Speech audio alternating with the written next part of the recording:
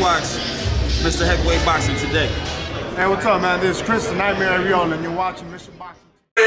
It's your boy Big Baby Miller here. Listen, we knocking on all bums. First it's gonna be Dylan White, if it's gonna be Joseph Parker, but you know who got the story right? Mr. Boxing Today. You check him out. He got all the latest news on the heavyweight division. And if you don't know me, you soon will, because I'm kicking everybody ass. Heavyweight boxing fans, what's the deal? All right, man. So Efe Ajagba gets a victory over Amir Mansour. The fight, Amir Mansour did not answer for the third round, so he retired in his corner after the second round. All right. When this fight started, this picture right here that I'm using as a thumbnail, this is kind of indicative to how the fight was fought, and this is why I thought Ajagba was not going to have much trouble with the old veteran Amir Mansour, because I knew he would fight him from a long range. Look, I mean, just look how far they're standing apart, and when they were standing this far apart, you look at this thumbnail, Ajagba was able to land from that distance, where Amir Mansour was constantly on the defense. He was trying to circle. He kept circling to his right, to his left, because he's a southpaw. He was circling to his left, which is Ajagba's right hand. So he was circling right into the right hand. Most of this fight, it only went 2 rounds.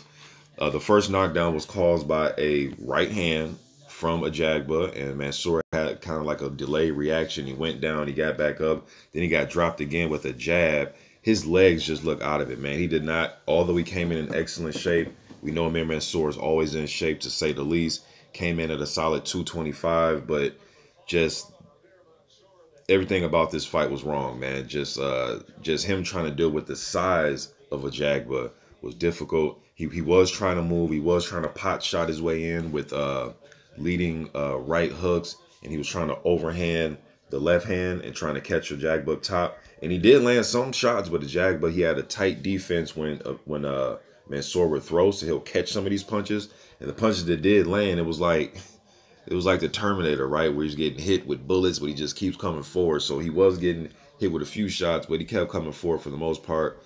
Mansour was trying his hardest to wing over shots. Looked like he was starting to get exhausted. His legs looked real weak. He kept, you know, when a southpaw and orthodox fighter fight each other, those lead foots can get tangled. But even with that said, though, his legs just didn't look to be there, man. So Ajagba, he moves on to 9-0. You know, right now it seems as if his people are trying to fast track him a little bit, throwing him in there with Amir Mansour. Mansour was just in there with another rising prospect that I really like, Filip Hrgovic, you know what I mean? So where should Ajagba go for here? I think that, you know, they should look to getting him in there with a guy that at least, you know, competed for a world title, maybe somebody like a Marius Wack, or Arthur Spilka, something like that, as he works his way up the ranks. But hell, if they decide to throw him in there with somebody tougher than that, hey, I'm all for it, you know what I mean? But yeah, man, Ajagba. And one thing I noticed is he kind of widened his stance a little bit. He just made it very difficult for Amir Mansour to try to get inside on him. He did land a nice little uppercut during this fight, because he said prior to the fight that he didn't want Mansour to get too close because he wouldn't be able to land his right hand. And I knew that he's smarter to that. You know what I mean? I knew that Ronnie Shields is working with him on his tools as far as his offensive output and which punches to throw in different situations. Landed a good uppercut when Amir got close, but he was looking for a home for that right hand. Even when he came out, man, you can tell he was being very patient, stalking Amir Mansour with the jab, looking to land that right hand. I would like for him to throw a left hook behind his right hand, not just look for just the big right hand all night. But yeah, man, had this went to the third round, I thought Ajagba was going to stop him going into the third, because even after the second, Amir was tired, kind of stumbling back to his corner a little bit. You know what I mean? He came out, you know, he did what he could, man. You know, but Efe Ajagba, like I said, moved on to 9-0.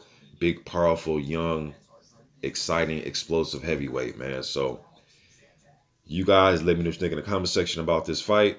Where do you think Efe Ajagba should go from here? Who would you like to see him fight? What type of fighters do you think they should throw him in with next? Me, I'm going to go with guys that have competed for world titles before. Fringe contender type of guy next. And then, you know, just keep constantly raising him up the ranks. All right. But you guys let me know what you think in the comment section. I'm gone.